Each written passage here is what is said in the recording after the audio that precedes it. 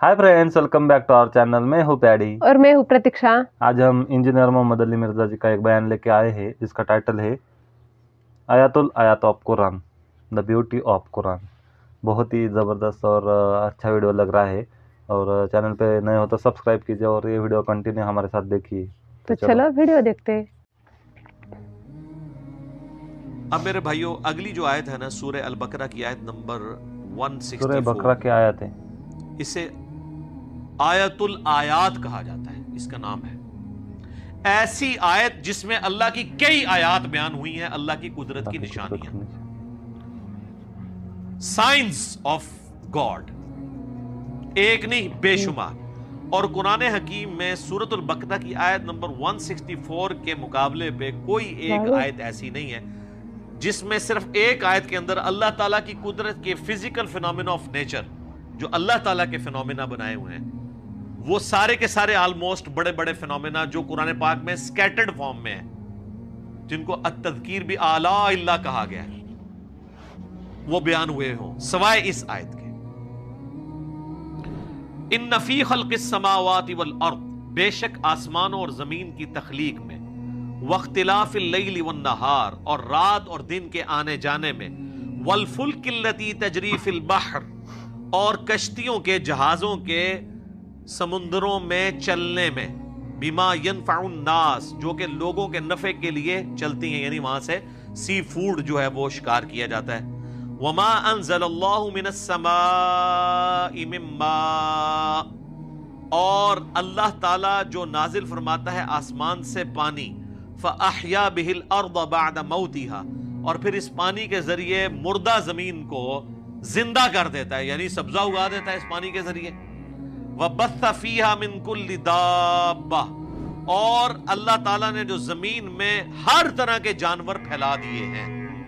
वतस्रीफिर रियाह, और हवाओं के बदलते रहने में, वस्सहाबिल मुसख्खरी बैनस समाई वल अर्द, और बादलों में जो कि अल्लाह ताला के हुक्म के पाबंद हैं, आसमान और जमीन के अंदर जो सस्पेंडेड हैं बादल।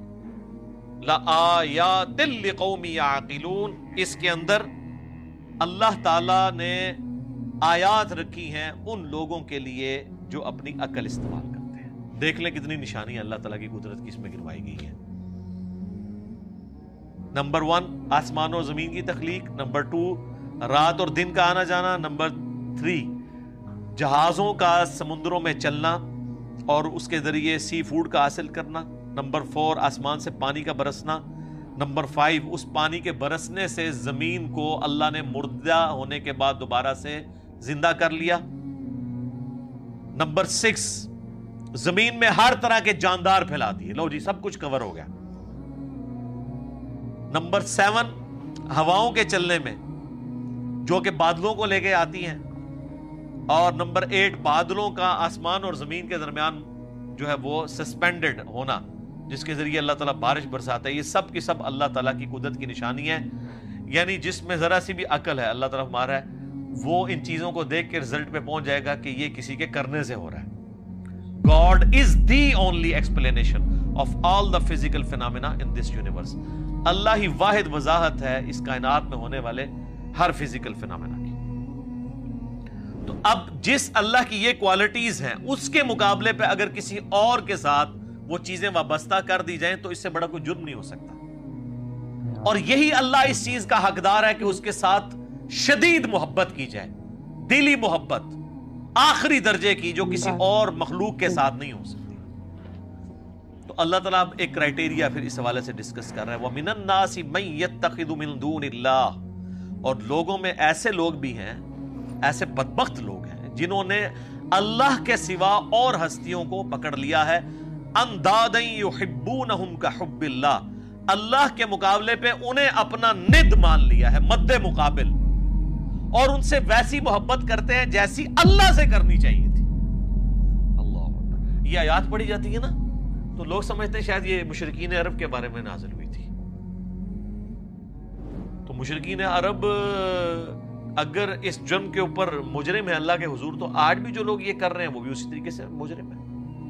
اور آپ کو آج مسلمانوں میں اکثریت ایسے لوگوں کی نظر آئے گی جو اگر آپ ان سے حلفیہ بیان لیں تو وہ کبھی یہ نہیں کہیں گے کہ ہم اللہ سے بڑھ کے کسی سے محبت کرتے ہیں، لیکن ان کا ایٹیچیوڈ یہی ہے۔ وہ آپ کو کبھی شعر سنائیں گے، اللہ اللہ کیے جانے سے اللہ نہ ملے گا، اللہ والے ہیں جو اللہ سے ملا دیتے ہیں، اور اللہ والے ان کو کہہ رہے ہوتے ہیں جو اپنی عبادت کروا رہے ہوتے ہیں۔ اگر اللہ والے سے مراد یہ رسول اللہ کو، صحابہ اور اہل بیت کو لیں تو ہم ان کے ساتھ ہیں، لیکن آپ کو پتہ ان کو نہیں لیتے کیونکہ وہ تو ولی نہیں تھے نا، ولی تو بعد میں ہوتے ہیں، وہ اللہ والے ان کو کہہ رہے ہوتے ہیں جن سے تجوید سے اگر آپ نماز سنیں تو نہیں سنا سکتے، اور ترجمہ تو بھول ہی جائیں کہ وہ سنا سکتے ہیں۔ ہاں وہ یہ کر سکتے ہیں کہ سجے پاسے اسلام پھیرے تھے سارے حافظ ہو گئے، کھبے پاسے پھیرے تھے سارے ناظرہ ہو گئے، وہ کہتے ہیں نا جی پیچھے نیت کی۔ تو میں کہتا ہوں جن بزرگوں کے بارے میں آپ کا ایک کلیم ہے نا، اگر آج بھی اس طرح کہتے ہیں نا جی دنیا اولیاء سے خالی نہیں ہے، آج بھی ان اولیاء کو لیں، وہ تجوید کے ساتھ آپ کو سنا نہیں سکتے، وہ آپ کو سنت اذکار نہیں بتا سکتے صبح و شام کے جو نبی علیہ السلام نے تعلیم فرمائے ہیں۔ فرض نماز کے بعد کے آپ کو 2-3 اذکار بتائیں گے، 17 نہیں بتا سکتے، ان کی تربیت ہی وہ نہیں ہوئی بھی ہے۔ تو وہ ان ہستیوں کے بعد، حتیٰ کہ سورہ الزمر کے اندر جا کے آئے گا، سورۃ المومن کے اندر، کہ ان کے سامنے جب اکیلے اللہ کا ذکر کیا جاتا ہے تو ان کے دل گھٹنے شروع ہو جاتے ہیں، اور جب اللہ کے ساتھ اور ہستیوں کو شامل کیا جاتا ہے تو ان کے پھر دل پھیل جاتے ہیں۔ اور آپ یہ کر کے دیکھ لیں جناب، آپ اللہ کی توحید بیان، ہم تو کئی بار یہ تجربہ کر چکے ہیں، آپ اللہ کی توحید بیان کریں تو ان کو چڑ ہو جاتی ہے، وہ کہتے ہیں کوئی بزرگوں کا بھی ذکر کرو نا جی۔ بلکہ ہمارے ایک سیالکوٹ میں بڑے قریبی بھائی، تو وہ ایک بریلویوں کی مسجد میں امام تھے، تو جب اللہ تعالیٰ نے ہمیں قرآن کی توحید کی طرف راغب کیا تو دعوت کی برکت سے انہوں نے بھی حق قبول کیا، تو ظاہر ہے وہ اب اناؤنسمنٹ تو نہیں کر سکتے تھے، تو انہوں نے بہرحال توحید کے اوپر درس شروع کیا قرآن کے اندر، جو قرآن کی آیات ہیں اعلیٰ حضرت کا ترجمہ رکھ کے۔ اب تو کسی کو تکلیف نہیں ہونی چاہیے، تو 2-4 دن تو توحید برداشت کی انہوں نے، اور پھر بابے جو ہے مسجد کے اکٹھے ہو گئے، انہوں نے کہا ایک جناب اللہ نہیں دھوندے رہندے ہو ہر ٹائم، کو بزرگوں کا بھی ذکر کریا کرو۔ یہ دیکھیں پنجابی کا محاورہ نے یوز کیا، ہر ٹائم اللہ نہیں دھوندے رہندے ہو، استغفر اللہ۔ تو ان کو اتنی چڑ ہوتی ہے، اور یہ حقیقت ہے کہ ان کی محبت ان ہستیوں کے ساتھ زیادہ ہے، اور اسی لیے آپ بزرگوں کے بارے میں کوئی بات کریں تو یہ سیکھ پا ہو جاتے ہیں۔ اللہ کے بارے میں کہتے ہیں جی اللہ کو تو پہلے ہی اتنے لوگ گالیاں نکال رہے ہیں، ایک اور نے نکال دی تو کیا ہو گیا؟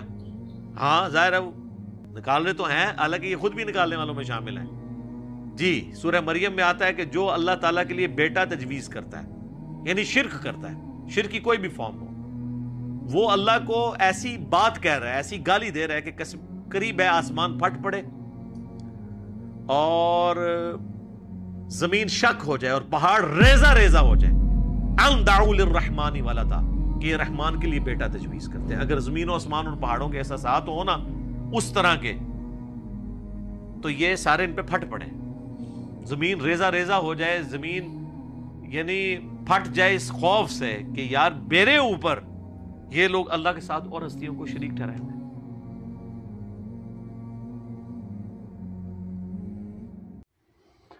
سو گائز یہ آیت الآیات جو ہے وہ سورہ البقرہ کی آیت نمبر 164 لی ہے، جہاں پہ انہوں نے اللہ کی جو قدرت کی مطلب خوبصورتی ہے وہ بیان کی ہے، اس میں سے انہوں نے 8 بتائی ہے، اور جیسے کہ اس میں آیا ہے کہ دھرتی پر بادل برسنا، اس کے بعد جو بادل ہے دھرتی اور آسمان کے بیچ میں وہ ایک بتایا، اور رات اور دن کا آنا جانا، جہاز سمندر میں جہاز کا چلنا، اور آسمان سے پانی کے تھیم آنا، زمین میں ہر طرح کے جاندار پھیلائے، اور یہ سب بتایا ہے، مطلب قدرت کی خوبصورتی بتائی ہے، سب اللہ نے ہی کریٹ کی ہے۔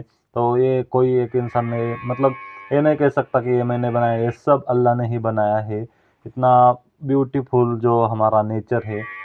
سو یہی انہوں نے بتایا کہ جو یہ کوالٹی جو ہے اللہ کی، اس کی مطلب کمپیریزن نہیں کرنا چاہیے کسی کے ساتھ۔ تو یہی آج کا ویڈیو تھا۔ تو سورہ البقرہ کی آیت نمبر 164 پہ ہم نے آیت الآیات آف قرآن، اس پہ ہم نے ریاکشن کیا ہے۔